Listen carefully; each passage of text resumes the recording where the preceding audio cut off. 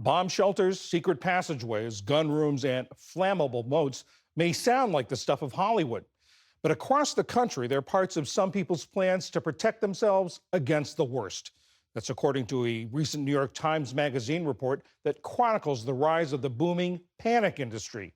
Ellie Rogan spoke with Coralie Kraft, contributing photo editor for the New York Times Magazine. Coralie, thank you so much for joining us. What's behind the rise in people wanting to prep for some sort of doomsday scenario? So, the people that I spoke with said that there was a huge surge in business post pandemic and also, in the lead up and aftermath of the recent election. I would say that many of the people who are interested in installing these types of hidden gun ranges and panic rooms and things like that in their homes, many of them said that they were afraid of things like another pandemic, financial collapse, or, even nuclear war. And the notion of prepping has been a fascination on the pop culture scene for a number of years now. How do you describe this kind of mainstreaming of the panic industry and of preparing in this way?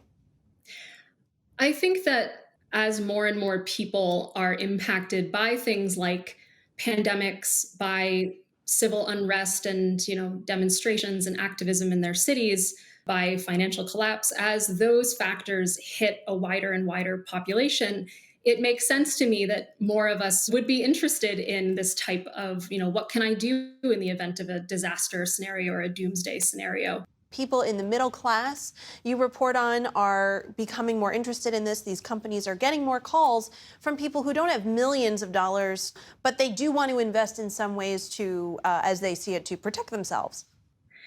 That's completely right. Yeah. So, there are bunkers that are prefab and might cost someone $20,000 instead of 100,000 or 10 million. One of the people that I spoke with said something like the bunkers that I'm selling are for people who have $20,000 to spend, not $200,000. They make $60,000 and drive a Chevy pickup truck. They don't drive a Ferrari. They don't drive, fancy cars and things like that. What do we know about any correlation between the amount of money you have to spend on one of these things and your chances at actually surviving some sort of cataclysmic event? After speaking with several people who are in this industry, I think that there are certainly some clients who are thinking very actively about exactly how they will survive, the event, they call it the doomsday event. I think that also a lot of them are living in the anxiety of the now rather than the reality of the future, if that makes sense. It does. That's really interesting. But you've seen some very extravagant lengths that people are going to. I know you are limited in what you can disclose about some of them, but describe what you saw on the higher end of this industry. There's a location that I cannot reveal, but it is in the upper Midwestern United States where an individual and his family have decided to build a compound for themselves that is a fortified home surrounded by a moat, and that moat can be lit on fire at will by the homeowner.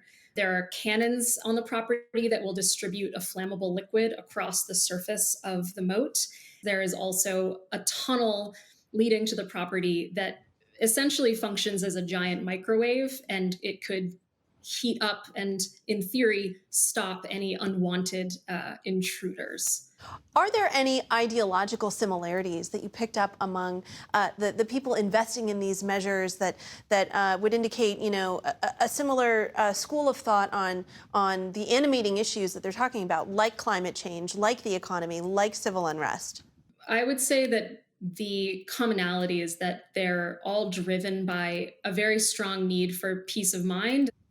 There are certainly people who did say that climate change is a concern, but when it comes to thinking about climate change, it's not necessarily that they are someone who believes in climate change as a holistic concept. It's more that they have noticed that there are more tornadoes in their areas or more extreme weather. And, I think that financial collapse, certainly, especially for some of the wealthier clients, that is something that is very top of mind for them.